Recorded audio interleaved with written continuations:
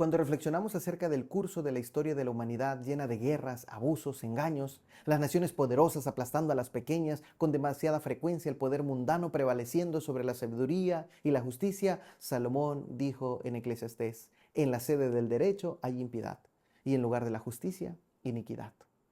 La pregunta que la humanidad se hace es: ¿por qué ocurre esto? ¿Esto es lo que Dios planeó para el mundo? ¿Dónde está el Dios en medio de esta maligna confusión? La Biblia da dos respuestas a estas preguntas. La primera está en el pasado, en la historia de la caída, cuando fue transgredido el primer mandamiento de Dios. Y la segunda respuesta se encuentra en la profecía. En ambas respuestas se perfila la solución a la tragedia humana. La Biblia se refiere por primera vez a un mandamiento en el contexto del segundo relato de la creación de Génesis capítulo 2. Ocurre en relación con el alimento, el primer regalo, el primer don concedido por Dios al ser humano.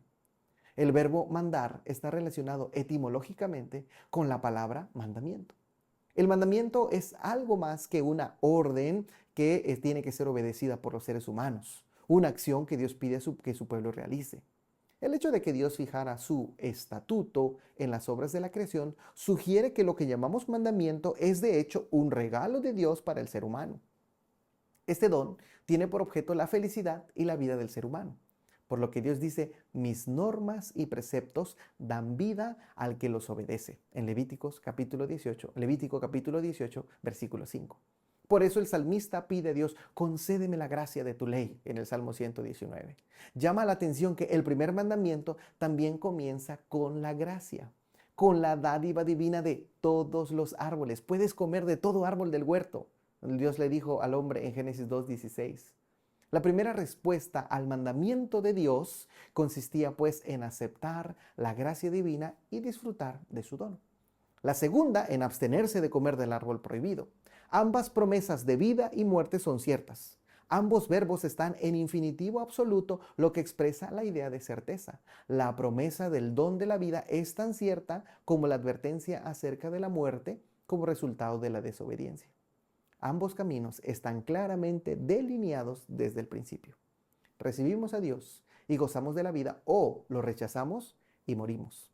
Ambas perspectivas son un hecho cierto. Hoy pongo ante ti la vida y la felicidad, la muerte y la desgracia.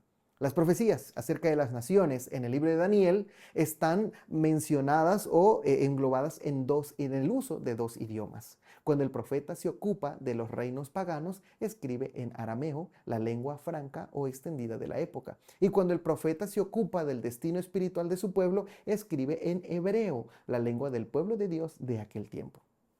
Las profecías del capítulo 2 y capítulo 7 del libro de Daniel se encuentran en la sección aramea. Y esto se refiere al destino de las naciones gentiles. Por lo tanto, estas son profecías que ocuparán nuestra atención en este estudio. En Daniel capítulo 2, el rey de Babilonia tiene un sueño profético acerca de una estatua que representa la sucesión de los imperios mundiales. El mensaje para él, el constructor de Babilonia, es que su reino no permanecerá para siempre, sino que será seguido por otros reinos hasta el fin de los tiempos. Cuando todas estas potencias serán destruidas y reemplazadas por el reino de Dios, el único que jamás será destruido y permanecerá para siempre, de acuerdo a Daniel 2:44. Nabucodonosor se niega a reconocer este designio divino y decide erigir inmediatamente una estatua de oro macizo como reacción contra esta profecía. Esta imagen representa su intención de contrarrestar y reemplazar el plan de Dios para las naciones. En lugar de que el reino de Dios reemplace a todos los imperios anteriores de la tierra, el plan de Nabucodonosor es reunir a todas las naciones bajo su dominio. Ahora, en Daniel 7, el sueño de Daniel acerca de las bestias se relaciona con Darío, el rey medo-persia, que representa el siguiente cumplimiento de la profecía de la estatua. A Darío acababa de honrar a Dios y lo había reconocido como gobernante de las naciones. Aunque la profecía de Daniel 2 y 7 se refieren a la misma sucesión de las cuatro naciones, Babilonia, Medo-Persia, Grecia y Roma, el enfoque acerca del fin de la historia es diferente en ambas.